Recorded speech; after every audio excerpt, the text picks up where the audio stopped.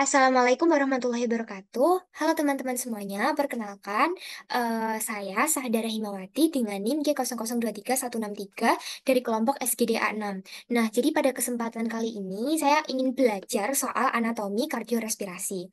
Nah, jadi bisa kita mulai aja langsung. Jadi yang pertama saya ingin tahu sebenarnya faring itu apa sih? Nah, jadi faring itu merupakan suatu saluran muskulomembranosa yang memiliki panjang sekitar 12 sampai 14 cm. Nah, kemudian faring ini melewati beberapa struktur yang menyebabkan dia dibagi menjadi tiga pars atau tiga regio.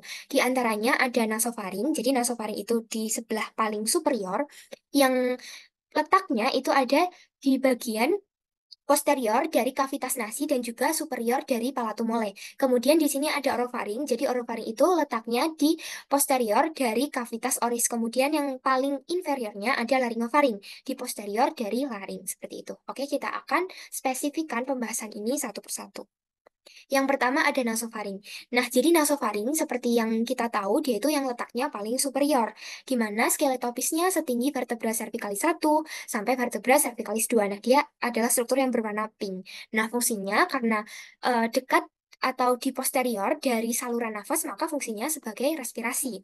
Kemudian ada beberapa struktur khas, jadi ada koana. Koana itu di sini seperti pintu pintu eh, pintu bagian dalam dari kavitas oris, kemudian ada optae, nah ini ada optae, kemudian ada tonsila faringea adenoid, torus tubarius, torus levatorius, dan recessus pharyngeus. Oke, next di sini ada orofaring.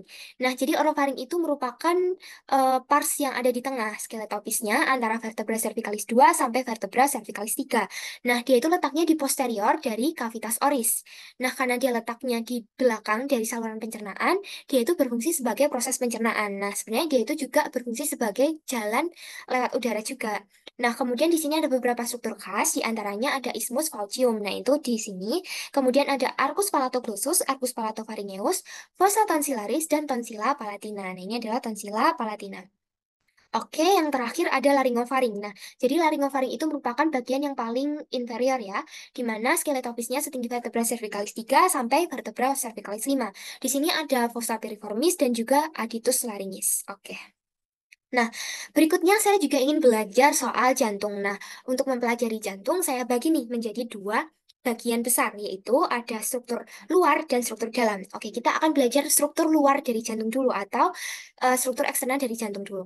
Nah, di sini ada skeleton cordis. Jadi, seperti tubuh manusia yang memiliki rangka berupa tulang, jantung ini juga memiliki suatu rangka ya, atau struktur penyokong yang disebut dengan skeleton cordis yang fungsinya untuk menyokong jantung sebagai tempat pelekatan jantung dan mempertahankan jantung supaya tetap kokoh pada posisinya. Nah, di sini ada tiga struktur, di antaranya ada annulus fibrosus, trigonum fibrosum, dan septum membranaceum. Oke, yang pertama ada annulus fibrosus. Nah, jadi annulus merupakan suatu cincin. Annulus fibrosus artinya cincin fibrosa yang jumlahnya ada 4. Satu, dua, tiga, 4 yang di sekelilingnya sini yang mengelilingi dua ostium atrioventrikular, orificium aorta, dan orificium truncus pulmonalis. Nah, jadi anulus itu merupakan struktur yang di sini.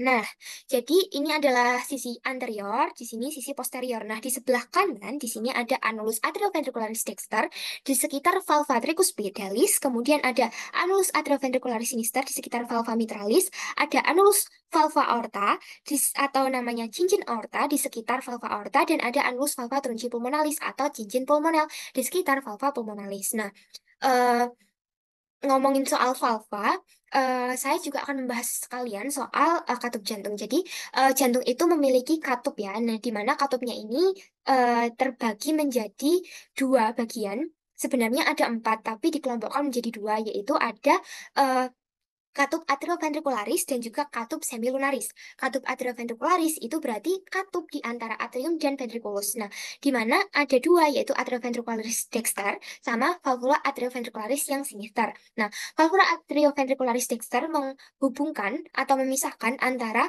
atrium dexter dengan ventricle dexter, sedangkan atrioventricularis sinister menghubungkan atau memisahkan atrium sinister dengan ventricle sinister. Nah, atrioventricularis dexter ini memiliki tiga katup ya. Nah, ini satu, 2, 3. Makanya disebut dengan valva tricuspidalis.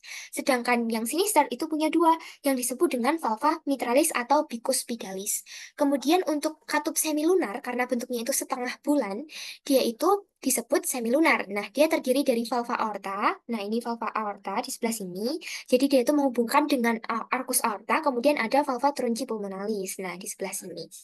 Oke, bisa di next aja. Di sini ada trigonum fibrosum. Nah, jadi trigonum fibrosum itu merupakan suatu daerah penebalan jaringan yang menghubungkan antara anulus. Nah, jadi dari keempat anulus itu ada suatu penebalan. Ada 2, yaitu ada trigonum fibrosum dextrum yang menghubungkan antara anulus fibrosus valva aorta dengan anulus atrioventricularis dextra, dan juga ada trigonum fibrosum sinistrum merupakan penebalan antara anulus fibrosus valva aorta dengan anulus atrioventricularis yang sinistra. Seperti itu.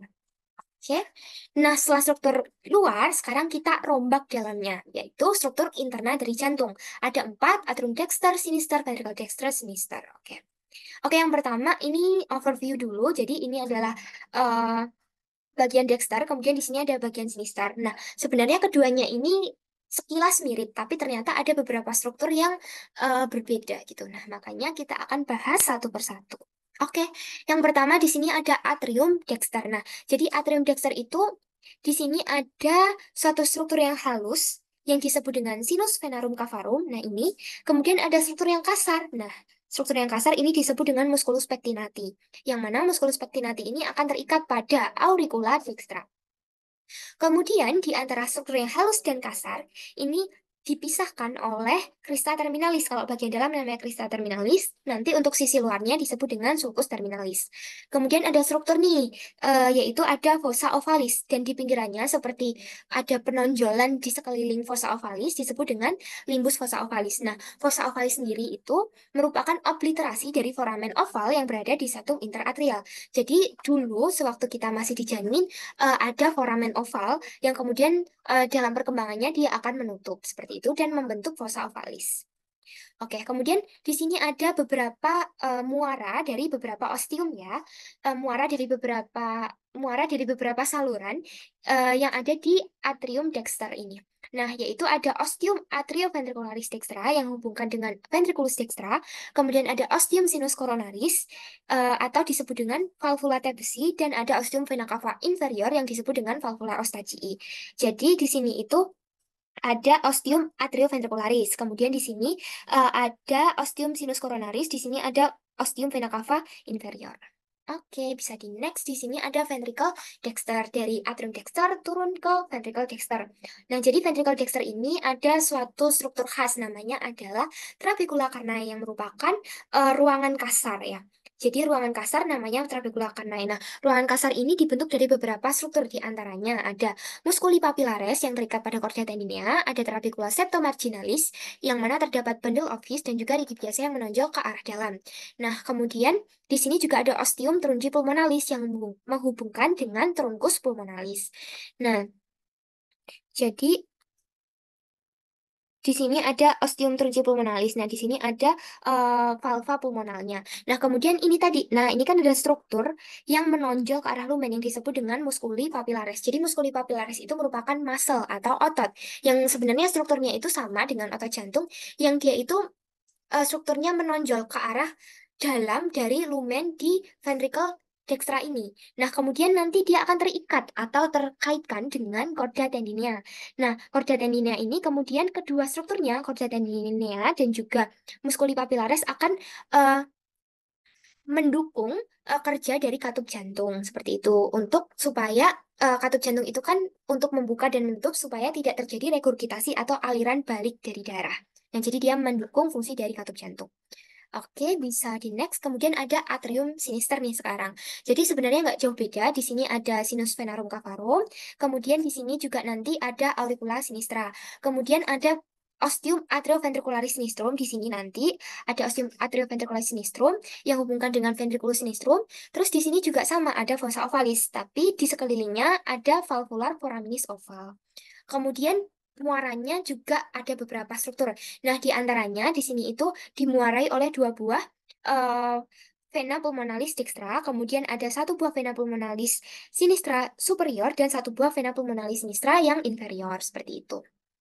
Oke, nah berikutnya ada ventricle sinistra. Nah, jadi ventricle sinistra ini merupakan struktur internal jantung yang kerjanya itu sangat berat karena dia akan memompa darah dari jantung ke seluruh tubuh dan diedarkan ke seluruh tubuh, di mana tekanannya itu sangat tinggi. Makanya dia tuh punya struktur yang mungkin bisa dibilang khas dan berbeda dengan yang lain, di mana lapisan miokardiumnya itu merupakan lapisan yang paling tebal untuk kekuatan kontraksinya itu supaya bisa kuat gitu atau bisa besar.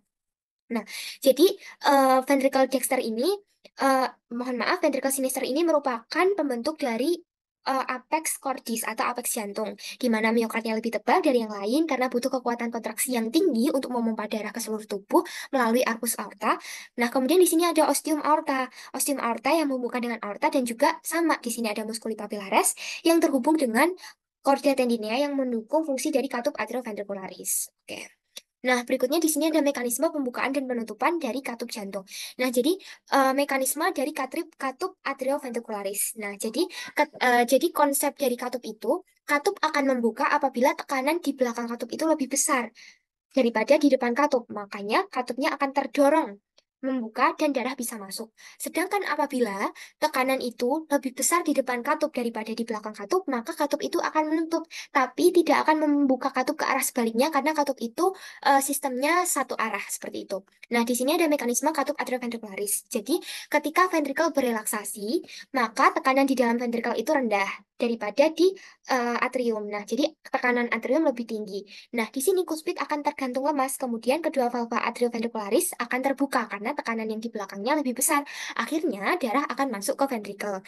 Nah, ketika darah sudah masuk ke ventrikel, maka darah di ventrikel itu akan penuh dan akan membuat apa ya, suatu tekanan lagi. Nah, karena katup itu akan tergorong oleh aliran darah karena tekanan di depannya sudah lebih besar, maka katup akan tertutup dan chordae tendinea dan musculus papillaris akan menegang.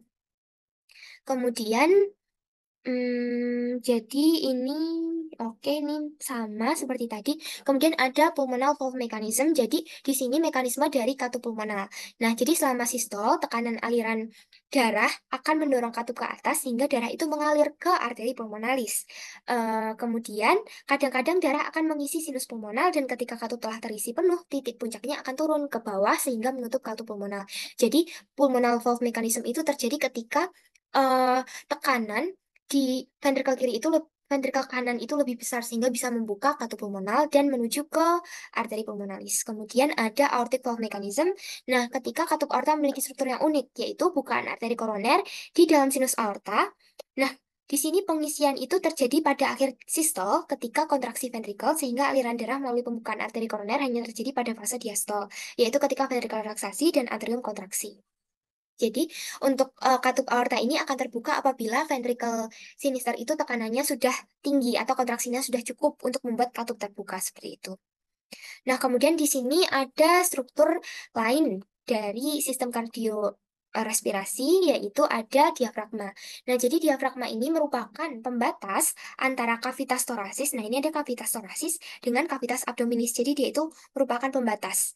Nah, dia memiliki dua bagian, yaitu ada pars muscularis, berarti merupakan muscle, dan juga ada centrum tendineum, nah merupakan di bagian sentralnya. Nah, pars muscularis ini di bagian perifernya terbagi lagi menjadi ada pars sternalis di sini di depan, kemudian ada pars costalis di samping-samping, dan juga pars lumbalis di sini. Pars lumbalis. Oke.